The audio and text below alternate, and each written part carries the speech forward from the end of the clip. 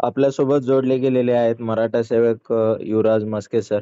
त्यांना आपण आज विचारू की आज मनोज जरांगे पाटील यांनी जी मीटिंग ऑर्गनाईज केली होती, त्या मीटिंगमध्ये काय गोष्टी घडल्या आणि मनोज जरांगे पाटलांनी काय संदेश मराठा सेवकांना दिले?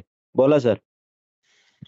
आज संघर्ष योद्धा मनोज जरांगे पाटील यांनी आजची मीटिंग ही मराठा सेवकांनी कशा पद्धतीने सामोरं गेलं पाहिजे, सर्वसामान्य दबलेल्या पिचलेल्या समाजाचं काम त्या ठिकाणी सेवकाच्या हातून झालं पाहिजे.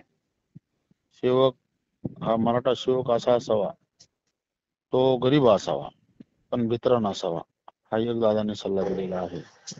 आणि प्रत्येक मराठा समाज एकत्र झाला असं आपण सगळ्यांनी समजून घेतलेलं आहे.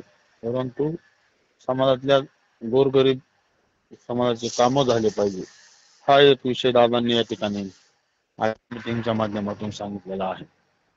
तो कुठल्या पक्षाशी संबंधित नसावा, तो कुठल्या संघटनेशी संबंधित नसावा. मराठा समाज हा बहुसंख्येने असल्यामुळे समाजात काम करणाऱ्या प्रत्येक व्यक्तीने त्या सेवकांनी त्यांच्याकडे बघण्याचा दृष्टिकोन त्या पद्धतीने ठेवला पाहिजे, असं देखील दादा या ठिकाणी म्हणलेलं आहे. आणि या काळामध्ये या सेवकांची नेमणूक गावागावातल्या प्रत्येक जणांचा निरोप त्या ठिकाणी दादा पत्र दिला पाहिजे, असं दादाचा हेतू आहे. आणि तो हे सेवक करतील असं देखील आम्हाला ठिकाणी वाटतं.